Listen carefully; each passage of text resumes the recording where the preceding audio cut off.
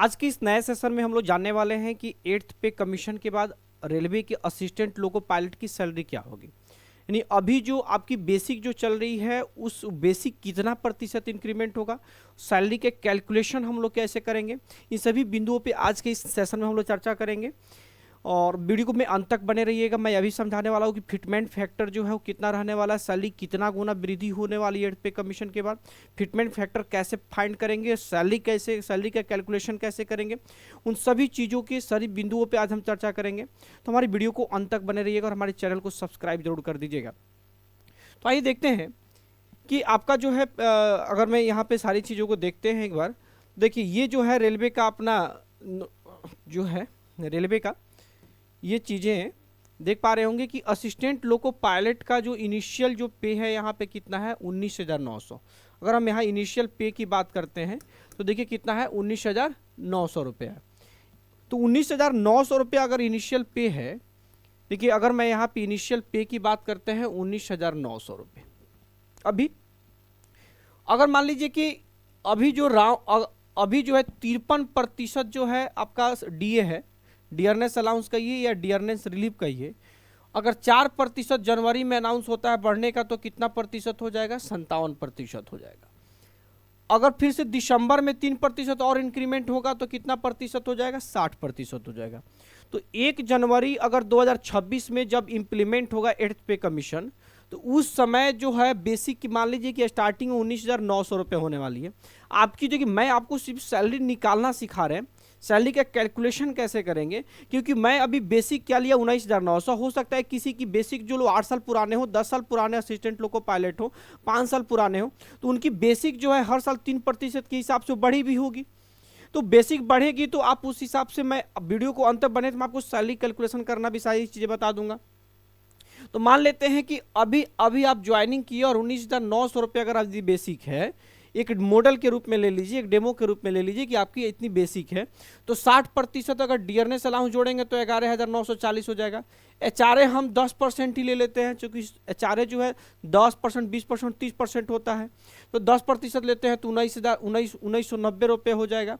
उसके बाद आपका ट्रांसपोर्ट अलाउंस जुड़ता है, ट्रेवलिंग अलाउंस है, नेशनल हॉलीडे अलाउंस है, नाइट ड्यूटी जो करते हैं नाइट ड्यूटी अलाउंस है, रनिंग अलाउंस जो ट्रेन अगर आप चला रहे हैं तो वे ट्रेन रनिंग अलाउंस भी है।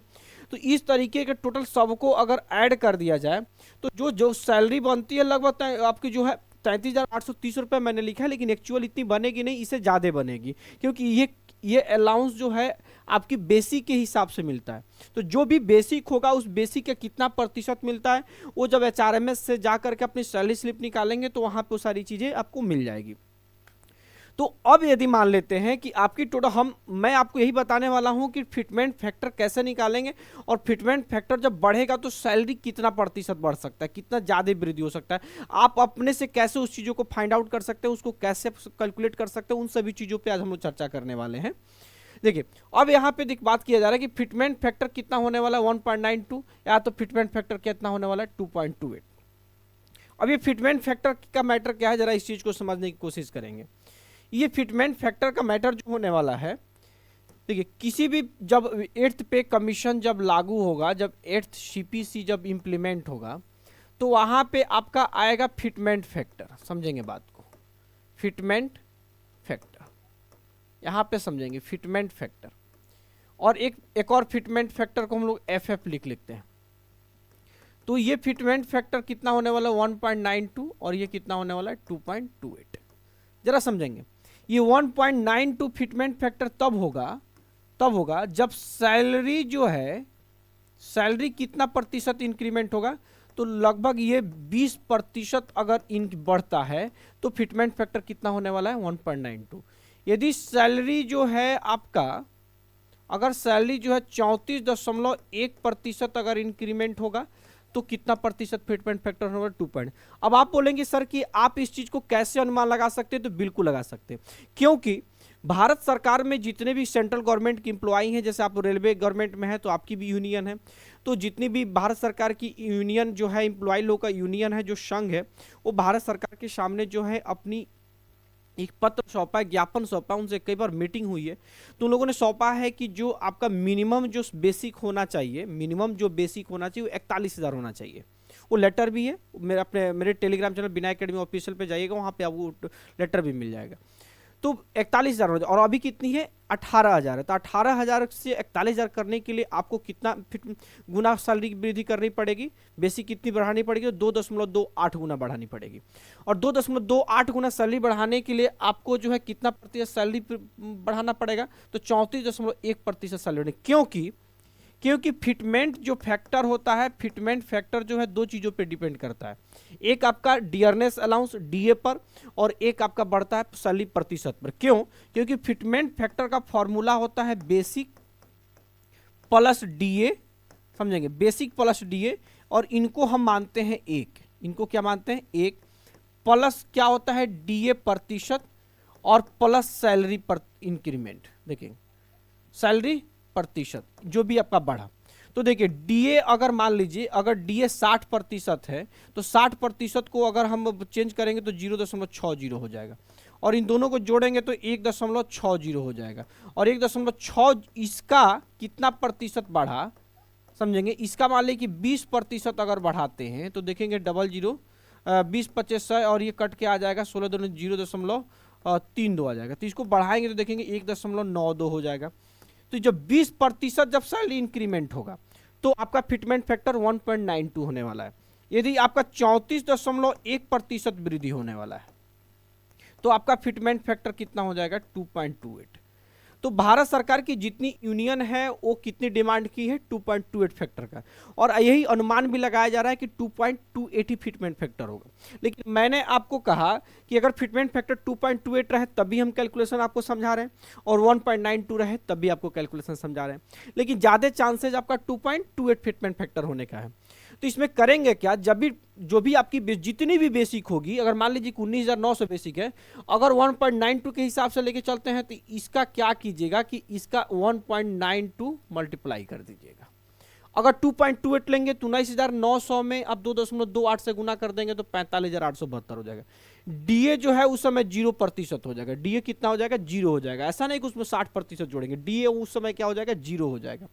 उसके बाद एचआरए किसका होता है, इस बेसिक का एचआरए जोड़ लेंगे 10%, 20%, जिस भी शहर में होंगे आप अपना एचआरए जोड़ लेंगे। एचआरए कितनी होती है टीए, वो सारी चीज़ें जो है आपकी सैलरी स्लिप में जो अभी एचआरएमएस से सैलरी स्लिप डाउनलोड करेंगे तो वहाँ से आपकी टोटल सैलरी स्लिप निकलेगी, तो वहाँ सारी चीज़ें प्रतिशत निकल जाएगी। यहाँ एचआरए कितना 10%, उसके बाद टीए कितना प्रतिशत निकलता है वो भी सारी चीज़ें आप निकाल लेंगे। फिर ट्रेवलिंग अलाउंस है, फिर एनएचए नेशनल हॉलीडे अलाउंस, सारी चीज़ें आप अगर आप कैलकुलेट करेंगे तो लगभग जो है आपको 8 से 10,000 रुपये जो है आपका बढ़ेगा, तब जब आपका फिटमेंट फैक्टर 1.92 रहेगा। और जब फिटमेंट फैक्टर 2.28 रहे तो आपकी सैलरी लगभग आपकी 15 से 16,000 बढ़ने की अनुमान है। ठीक है, तो आप जो है अपनी बेसिक जो भी बेसिक हो उसमें कोई टेंशन लेने की बात ही नहीं है। अगर आपकी बेसिक जो है, अगर हम बात करते हैं कि अगर बेसिक आपकी मान लेते हैं कि यदि अभी आपका बेसिक मान लीजिए कि 20,000 है, मान लेते हैं 20,000 है नाउ, अभी अगर फिटमेंट फैक्टर जो है 1.92 रहेगा तो बस इसका क्या करना है 1.92 से मल्टीप्लाई कर देना है। अगर मान लीजिए कि एफ जो है फिटमेंट फैक्टर 2.28 रहे तो बस क्या करना है, इस 20,000 में क्या करना है 2.28 मल्टीप्लाई कर देना है बस यहाँ पे, और आपका यहाँ से बेसिक निकल जाएगा। जब निकल जाएगा, और यहाँ से ध्यान रखें कि यहाँ डीए जो होगा आपका, नाउ डीए आपका 60% होगा, लेकिन यहाँ पे डीए जो होगा 0 हो जाएगा, यहाँ पर भी कितना हो जाएगा 0। बाकी सारा चीज़ जो है एज इट इज, जो एचआरए जोड़ेंगे, टीए जोड़ेंगे, आपका प्रत्येक जितना अलाउंस है सब चीज़ को जोड़ते चले जाइएगा, वो चीज़ें आपकी आप टोटल सैलरी मिल जाएगी। और वहाँ से देख लेंगे कि अभी जितनी सैलरी है और जो आपको 1.92 के हिसाब से कितनी होगी, तो वृद्धि देख लेंगे वहाँ। फिर 2.28 के हिसाब से सैलरी कितनी इंक्रीमेंट होने वाली, वो चीज़ें आप जब कैलकुलेट करेंगे, आप अपने कॉपी पेन लेकर के मोबाइल से कैलकुलेट करेंगे तो आपको एग्जैक्ट सारी चीज़ें निकल करके आएगी। तो इस तरीके से आप अपना सैलरी, चूंकि मैं सब लोगों का बेसिक नहीं जान सकता, भैया कोई 1 साल पुराना है, कोई 2 साल पुराना है, कोई 4 साल पुराना है, तो उनकी सबकी बेसिक तो मैं नहीं बता सकता ना। तो अलग अलग बेसिक्स होंगी सबकी, जब बेसिक जब सबकी अलग अलग होगी तो सैलरी भी आपकी अलग अलग आएगी। तो आज की वीडियो कैसी लगी हमको जरूर बताइएगा, और तब तक के लिए हमारे वीडियो अगर अच्छी लगे तो चैनल को सब्सक्राइब भी कीजिएगा, और फटाफट इस चैनल को और वीडियो को शेयर भी कीजिएगा। तो आज के लिए इतना ही, जय हिंद।